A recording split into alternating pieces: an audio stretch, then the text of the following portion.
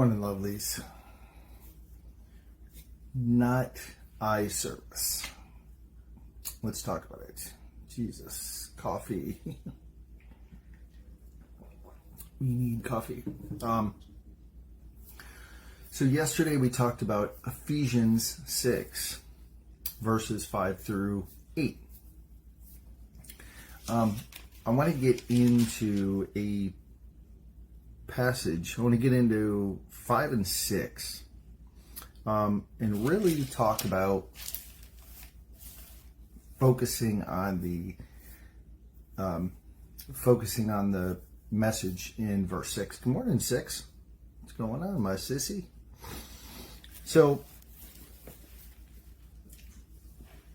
bondservants, be obedient to those who are your masters, according to the flesh, with fear and trembling in sincerity of heart. We talked about that yesterday. As to Christ. Here's what I want you to hear. Not with eye service as men pleasers, but as bondservants of Christ, doing the will of God from the heart. So what does he mean in there when he talks about not with eye service as men pleasers? So what he's talking to there is when you're doing your work, you do your work heartily unto the Lord. And you're working with fear and trembling. Which means you are working with pure heart. You are working hard. Everything you're doing at all times as though the Lord was right there. Because he always is. If you're indwelt with him, he's right there. He's always with you. So you guys have heard the phrase, dance like nobody's watching, right? Because typically when people are watching, you get nervous and you don't dance well. Well, when there's nobody watching, you'll just cut loose. That's the way we should do our work. We should do our work as though no one's watching. And because eye service as men pleasers are those that lollygag when there's no supervision and then turn around and go hard when the boss is around, when the boss sees you. That's eye service. You're pleasing your boss by looking like you're working really hard and doing a ton so that they're like, man, that guy or that gal just works hard. And then when they're not around, it's then guys, this is a mirror, because I've done this. I did this working for Blue. Not all the time. No, I'm not gonna say that. But there are definitely moments where I have dawdled off when I wasn't under supervision. Good morning, Ron. Good morning, Felipe. So, and those are moments of spiritual immaturity. Those are definite moments of spiritual immaturity. When I heard Pastor Rutt deliver this message, I definitely dealt with some conviction. Because there were enough times that could I have found something to do? Yes. Did I? No. Playing a silly game on my phone was more valuable than my work. So, yeah. So that's what he's talking about when he says not with eye service as men pleasers, but as bondservants of Christ, doing the will of God from the heart. So God put you in that position. He ordained that position that you're in, gave you that position and said, this is it. This is a God-gifted job. Do it with all that you have. Do it with all that you are. Good morning, Christina. Don't do it hard when people are watching, and so that's what he's talking about in that passage. And then I love what he says afterwards when in verse 7, he says, with good will, doing service as to the Lord, not to men. So when you're working hard, that good service is to the Lord. It's not to men. You're not doing it for them. You're not doing it to please their eyes. You're doing it for Him. Just like I talked about yesterday.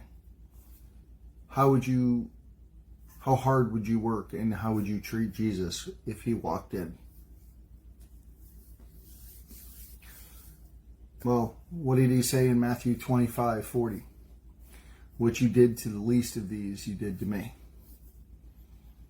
So, everything we do, we are 2x4s. We've talked about that before. Everything we do is to the Lord. If we're indwelt with the Holy Spirit, then everything we do is by the Lord. And everything we do is for the Lord. When we're doing it to somebody, we're doing it to the Lord. What did He say? Whatever you did to the least of these brethren, you did to me. So, to the Lord, by the Lord, when He works through you, and for the Lord. Doing it for Him. Right? That's what he says there. Not to the Lord, not to men. We're not doing it for men. We're doing it for the Lord. So, 2x4s. So, do it with integrity. It's really what I'm saying there. It's really what Paul's saying there is integrity. Mature believers, mature Christ followers work with integrity. So, that's why I say that was a moment of spiritual immaturity for me, because I was not doing it. I was not being mature in that moment. Yes. And we'll talk about doing right and doing wrong tomorrow. There's a great passage that he talks about in there. Yes, absolutely. Doing what's right. And we'll talk about, tomorrow we'll talk about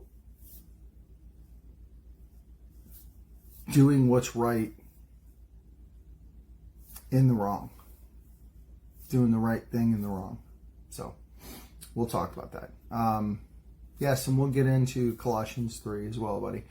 Because those are those verses are very close to each other. Matter of fact, let me go into Colossians 3. Thank you, Felipe, for bringing that up, buddy. Because they are very similar. So Colossians 3 says, and whatever you do, do it heartily as to the Lord, and not to men.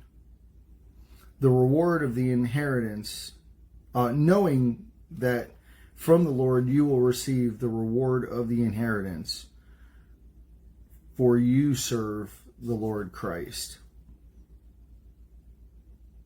So that's verse 23 and 24. So bondservants, yeah. So they sound very similar. Colossians 3:23 sounds very similar to Ephesians 6. Why do they sound so similar? Well, the same problems, the same things needed to be addressed in Colossae as needed to be addressed in Ephesus, as need to be addressed in Jacksonville, as need to be addressed in Dallas, as need to be addressed in Atlanta. Those aren't the only two places that needed this.